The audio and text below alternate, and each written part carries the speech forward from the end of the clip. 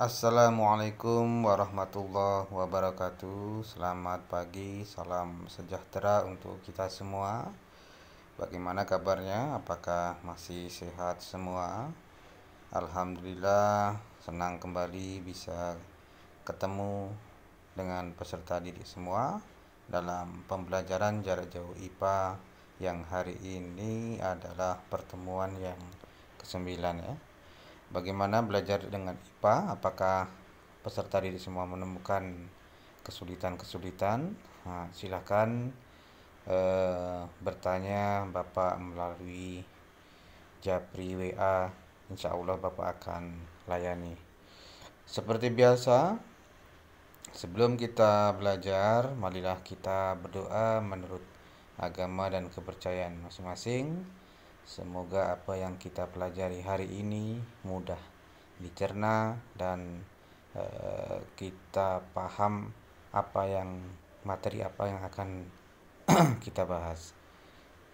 Gimana belajar IPA? Asik dan menyenangkan.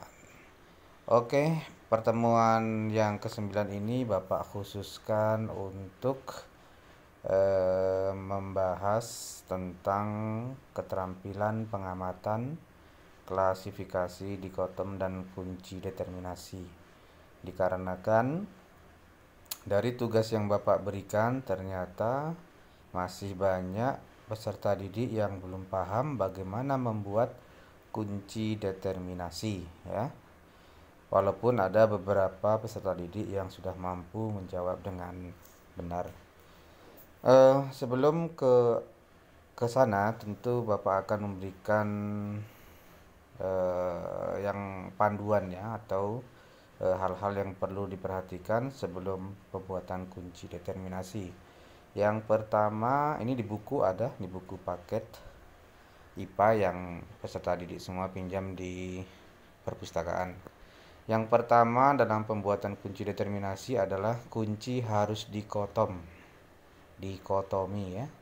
Dikotomi itu artinya berlawanan ya. Jadi pernyataan itu harus berlawanan antara satu dengan yang lainnya. Kemudian kata pertama dalam tiap pernyataan dalam satu kuplet harus identik. Nah, kuplet itu kotak-kotak diagram ya. Kemudian pilihan atau bagian dari kuplet harus kontradiktif sehingga satu bagian dapat diterima dan yang lain ditolak ya. Kontradiktif, berlawanan. Kemudian yang keempat, hindari pemakaian kisaran yang tumpang tindih ya. Kemudian gunakan sifat-sifat yang bisa diamati. Jadi sifat yang bisa diamati ya, jangan sifat yang tidak bisa atau mampu kita amati. Kemudian pernyataan dari dua kuplet yang berurutan jangan dimulai dengan kata yang sama ya. Kemudian yang ketujuh, setiap kuplet diberi nomor. Nah, setiap kuplet diberi nomor. Kemudian yang terakhir, buat kalimat pertanyaan yang pendek.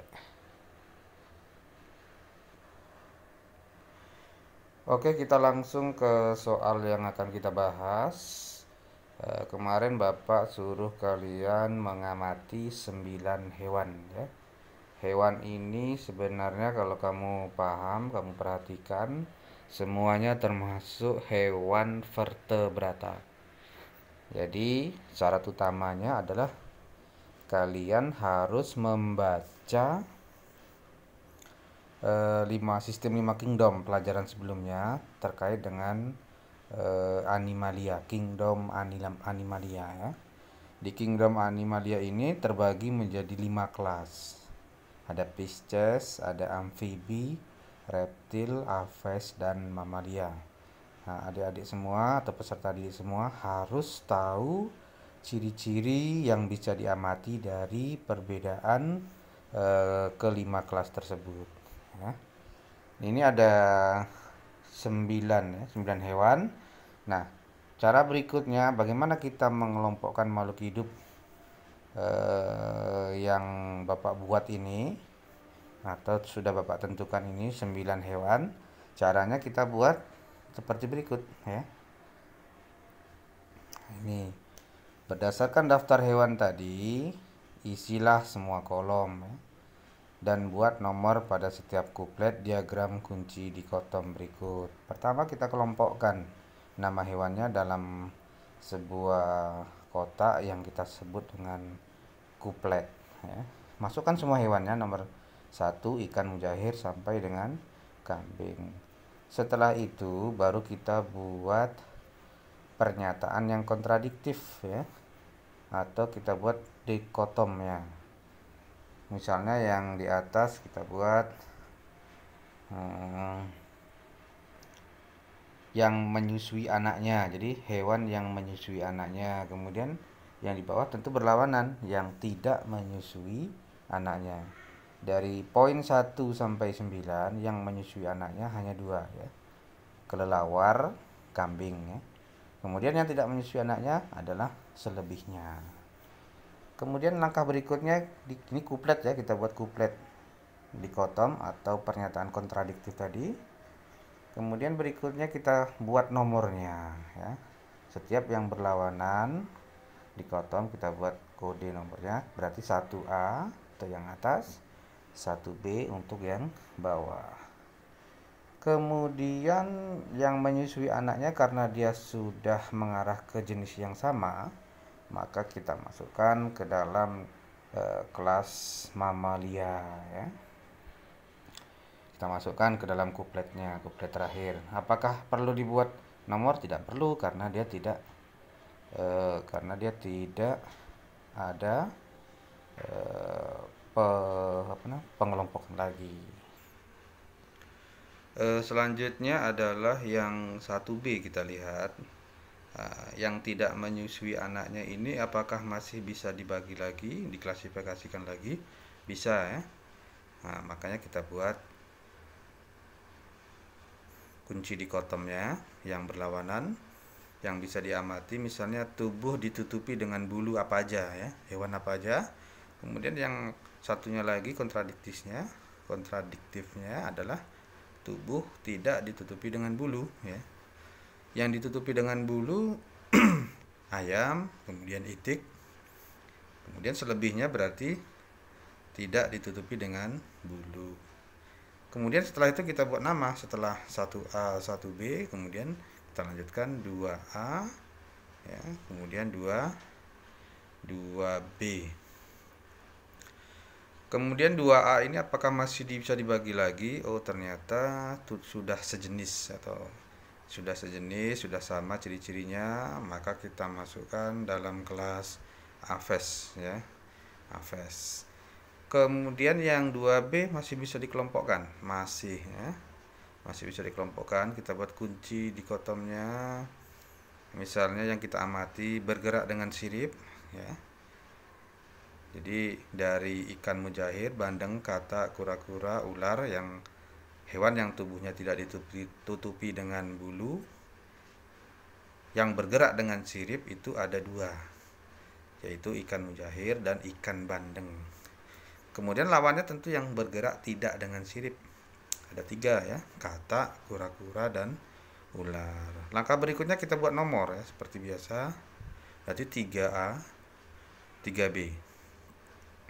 Karena 3A itu sudah tidak kita bagi lagi karena sudah sejenis, maka kita masukkan ke kelas ikan ya, namanya Pisces. Kemudian 3B apakah bisa dikelompokkan lagi? Oh, masih bisa ternyata. Nah, kita buat kunci dikotom yang kontradiktif lagi. Kita lihat dari kulitnya. Yang pertama, kulitnya yang selalu basah itu katak, kita masukkan katak. Kemudian kulitnya tidak selalu basah, berarti kura-kura dan ular. Setelah itu kita buat nomor seperti biasa, 4A 4B. Kemudian karena sudah sejenis ya yang katak ini, maka kita kelompokkan katak termasuk amfibi ya, amfibia. Kemudian kura-kura ular juga sudah sama ciri-cirinya, dia termasuk kelas reptil dalam vertebrata.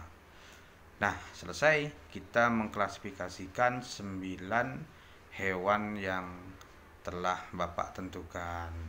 Langkah berikutnya apa? Langkah berikutnya adalah kita membuat kunci determinasinya. Ya. Caranya bagaimana? Caranya adalah kamu perhatikan nomor-nomornya ya. 1A 1B, 2A 2B, 3A 3B, kemudian 4A 4B. Nah, setiap nomor ini pasti berlawanan ya. Dua pernyataan yang saling berlawanan. Maka sampai B, tidak mungkin sampai C. Kita lihat yang pertama, yang 1A apa ya? Yang 1A menyusui anaknya, berarti boleh tambahkan hewan menyusui anaknya. Yang termasuk hewan menyusui anaknya, kambing, kelelawar. Karena dia sudah tidak dibagi lagi, maka kita masukkan dalam kelas mamalia. Tulis langsung kelas mamalia. 1B, hewan tidak menyusui anaknya. Apakah masih bisa dibagi lagi? Nah, karena masih bisa, kita lanjut ke 2A. Kan dikelompokkan menjadi 2 lagi. Ya, 2A, 2B. Nah, kita tulis di sini cukup 2A. Baru kita buat 2A-nya. Berdasarkan apa? Yang pertama yang diamati, tubuh ditutupi dengan bulu. Ternyata langsung dia ada ayam, ada itik. Ya, kita buat dia kelas Aves. Kemudian 2B-nya pasti lawannya ya, tutup tidak ditutupi dengan bulu. Yang tubuh tidak ditutupi dengan bulu kan masih bisa dibagi lagi ke 3A ya. Nah, lihat diagram yang tadi ya, diagram dikotom. Kemudian kita lanjut ke 3A. Dengan apa? Dengan yang kita amati siripnya ya, ada tidaknya siripnya. Oh, bergerak dengan sirip. Yang termasuk bergerak dengan sirip itu ya pasti ikan ya. Ada 2 di situ, ikan mujair, bandeng, pisces. Kan selesai, nggak dibagi lagi. Kemudian yang 3B bergerak tidak dengan sirip. Oh, masih bisa lagi dibagi. Menuju kemana? Ke 4A ya. 4A dan 4B nanti. Kemudian kita lanjut 4A. Nah, kulitnya selalu basah. Yang termasuk kulitnya selalu basah, sudah ada hewannya, yaitu katak. Termasuk kelas amfibi. Kemudian terakhir 4B, kulitnya tidak selalu basah. Yang termasuk di dalamnya adalah kura-kura, ular, reptil, karena tidak bisa dibagi lagi ya. Nah, oke. Selesai. Nah, jadi kunci determinasinya cukup sampai 4B seperti yang Bapak tanyakan dalam soal. Nah, inilah kunci determinasi yang para peserta didik tidak dibuat ya. Banyak, hampir 90% yang tidak membuatnya ya, belum paham.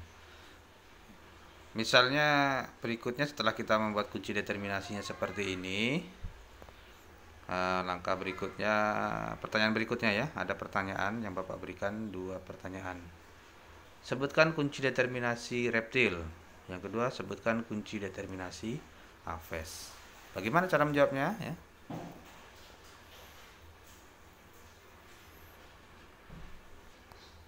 Hewan reptil. Nah, kita lihat reptil di mana letaknya ya. Oh, reptil di 4B. Kulitnya tidak selalu basah. Triknya untuk menjawab ini, kita mulai dari nomor yang disebutkan, jenis atau kelas hewannya ya. Berarti terakhir pasti nanti 4B ya. Berarti 4B dari mana datangnya? Oh, dari 3B. Kalau 3A kan nggak mungkin, sudah ke kelasnya Pisces dia. Dari 3B dari mana datangnya? Oh, pasti dari 2A. Dari 2B, maaf, dari 2B. Nah, dari 2B dari mana datangnya asalnya? Dari 1B ya, dari 1B. Jadi kuncinya adalah 4B kalau dari bawah ya, kalau dari bawah ya 4B ya, kemudian 3B, 2B, 1B ya. Kalau suruh menyebutkan ciri-cirinya ya tulis saja ya. Yang pertama, kalau 1B, hewan tidak menyusui anaknya. Ciri-ciri reptil: 1. Hewan tidak menyusui anaknya. 2. Tubuh tidak ditutupi dengan bulu. 3. Bergerak tidak dengan sirip. 4. Kulitnya tidak selalu basah. Itu ciri-cirinya ya. Nah, jadi dia sampai menemukan pada titik 4B. Jadi dimulai dari 1B, 2B, 3B, 4B. Triknya lebih mudah dari bawah, yaitu dari jenis kelas hewannya. Kemudian soal yang nomor 2 ya. Yang nomor 2 apa? Ayo kira-kira. Tadi ada terbayang sepintas. Aves mana? Aves sangat mudah ya. Aves berarti cuma 2 berarti ya. Aves berarti 2A, itu terakhirnya pasti 2A. 2A itu datangnya dari mana kok bisa sampai ke 2A dulu ya? Tentu nggak mungkin 1A sebelum 2A nggak mungkin 1A, karena 1A sudah ke kelas mamalia. Berarti dia 1B, baru lari ke 2A. Berarti jawabannya 2A, yang terakhir sebelumnya adalah 1B ya. 1B, 2A ya. Jadi ciri-ciri Aves: 1. Hewan tidak menyusui anaknya. 2. Tubuh tidak ditutupi. 2A. Tubuh ditutupi dengan bulu. Nah, itu dia. Mudah kan? Belajar IPA asik dan menyenangkan. Oke, berikutnya ada contoh soal. Contoh soal yang Bapak ambil dari ujian nasional ya. Kebetulan ini soalnya adalah hewan juga, animalia, tapi dia invertebrata, tidak bertulang belakang. Syarat kamu menguasai ini adalah ya harus menguasai kelas-kelas dalam invertebrata ya. Ayo jawabannya apa ini?